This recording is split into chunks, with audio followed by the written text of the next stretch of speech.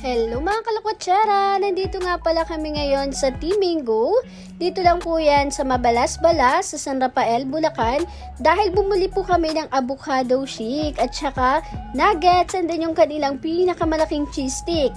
So ayan guys, tikman natin kung ano nga bang lasa ng kanilang cheese stick na malalumpia ang size. O diba bongga? Tignan nyo naman kasi, ang laki. Akala mo kumakain ka ng lumpiang Shanghai no? Pero kabo guys, ang laki ng cheese niya, hindi tinipid Isang pahabang gano'n, medyo makapal. Tapos may technique sila dyan.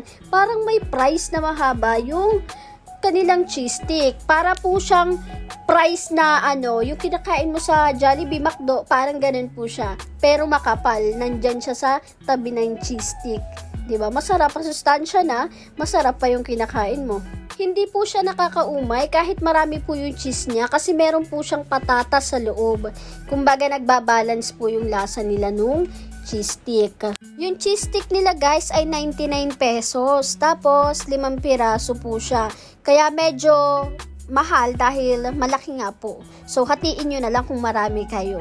Pero okay na rin po, good for 2 to 3 person yan I think. Pero kung matakaw ka, ubus talaga yan. Lalo na sa akin, mahilig ako sa cheese stick.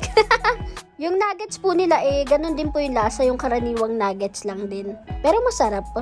And ayan, for me, highly recommended itong Timingo. Dito lang po sa Mabalas-Balas. Masasarap po yung mga tinitinda nila dito at di kayo magsisisi. So, dito ko na po tatapusin ang aking mini vlog. Thank you for watching. Don't forget to like, follow, and share all my videos. Thank you!